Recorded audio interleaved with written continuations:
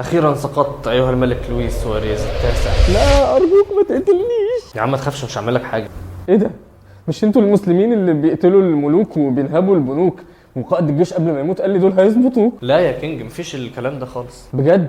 لا احس كده بقى قتلني، موتني، شرحني، مرجحني، مش هسيب ديني ابدا وادخل الاسلام. انت عبيط ولا ايه يا كينج؟ انت تسيب دينك ولا تدخل الاسلام دي حاجة ترجع لك، مش هقتلك عشانها. يعني انت لا جاي عايز فلوس ولا عايز ندخل الاسلام، اما المحاصرنا بقالك 3 شهور ومجوعنا ليه؟ غتاتة. لا يا كينج مش غتاتة، ده هم سؤالين بس كده في السريع، وكنت عايز اسمع ردهم منك بنفسي، وعايزك تجاوبني عليهم بمنتهى الشجاعة المعروفة عنك. ايوه اسالني وانا هجاوبك بكل شجاعه. من فترة كده مياه الآبار عندنا كلها اتسممت ومات مئات المسلمين وما عرفناش مين اللي رمى السم في الآبار، بس انا قلت الحركات دي مليش غير منك انت. ده دواء جديد كنا بنجربه. حلو، ولما بعت فريق الاطباء مع القوافل التجاريه عشان يلاقوا علاج للتسمم ده من البلاد المجاوره، قتلتهم ومرجعش منهم ولا واحد وسرقت القافله. اديك قلت اطباء، يعني الجيش الابيض افتكرناهم هيحتلونا. عظيم قوي، فبعت لك رسول عشان يقولك ان ده ما كانش جيش ويطالب بالتعويضات، فذبحته وعلقت راسه على باب الحصن وجمعت الجيش بره باب الحصن. ما رضيش يركع قدامي وهو داخل، يرضيك يقل مني قدام الحته بتاعتي؟ يرضيني؟ انا بقول بقى انت تساله بنفسك. ايه ده، هو عاش؟ غبي.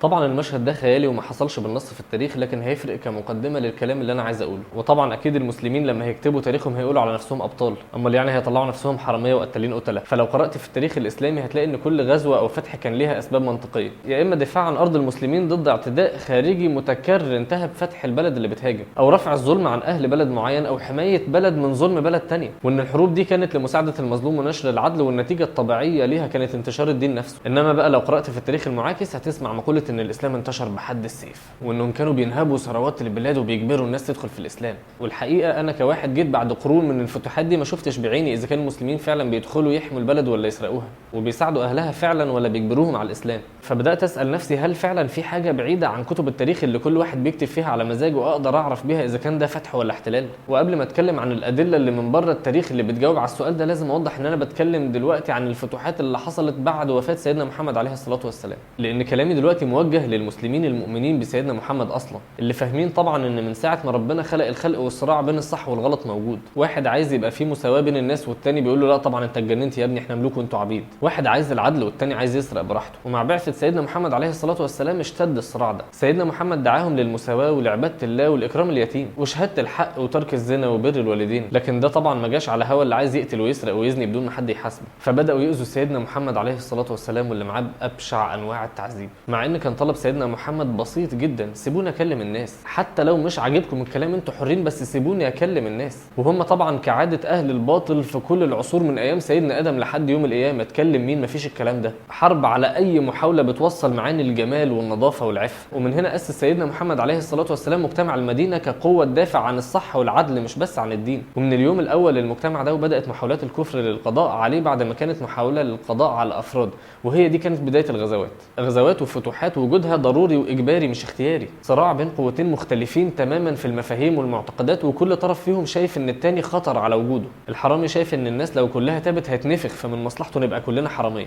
والشريف شايف انه لو ساب الحرامي بدون عقاب الناس كلها هتبقى حراميه. غزوه في الثانيه في الثالثه بدات كلمه الحق تكون اقوى. وبعد وفاه سيدنا محمد استمرت الفتوحات في عهد الخلفاء الراشدين بنفس الطريقه اللي عليها دلوقتي في العصر الحالي، هجوم عنيف لدرجه ان المسلمين نفسهم ابتدوا يشكوا في تاريخهم ويصدقوا ان الاسلام انتشر بحد السيف، مع ان بدراسه بسيطه لطبيعه اي محتل بتلاقي ان هدفه الاساسي من الاحتلال ده هو السلطه والمال ونهب ثروات البلد اللي بيحتلها، وبيبدا يكون ثروات بتظهر عليه في حياته وبعد ما ماته، ثروات ضخمه جدا بيجمعها من دم الشعوب اللي بيحتلها وبيبني بيها قصور عملاقه وملابس ومظاهر ثراء فاحش. ده مثلا قصر كسرى او ايوان كسرى مقر ملك فارس، قصور الحضاره الرومانيه اللي موجوده لحد النهارده اللي بتدل على حجم الثراء الفاحش اللي وصل له ملوك الفتره دي. فدورت بقى على قصور الخلفاء الراشدين اللي فتحوا من الهند لحد اسبانيا عشان اشوف حجم الثروات اللي نهبوها. ده ايه الاحتلال اللي واقف علينا بخساره ده؟ فين المجوهرات والثروات اللي جمعتوها؟ حتى القصور والمنازل المبنيه على الطراز الاسلامي في البلاد اللي اتفتحت كانت مبنيه من ناس عاديين او ملوك حكموا بعد الفتح ده بسنين، يعني من اهل البلد نفسها مش قصور الفاتحين. فبدون كتاب تاريخ واحد، ده مش بيت ملك من ملوك الدنيا او ناهب ثروات شعوب.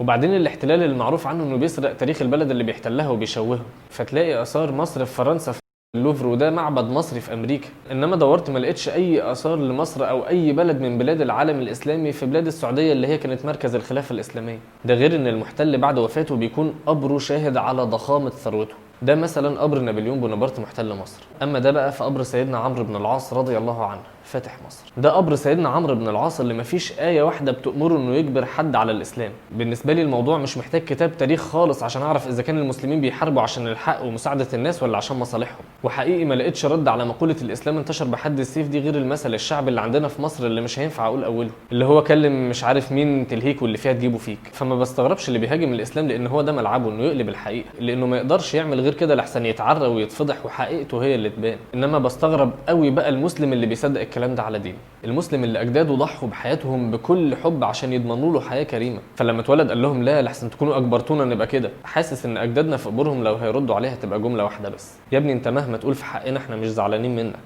فما تزعلناش عليك. سلام.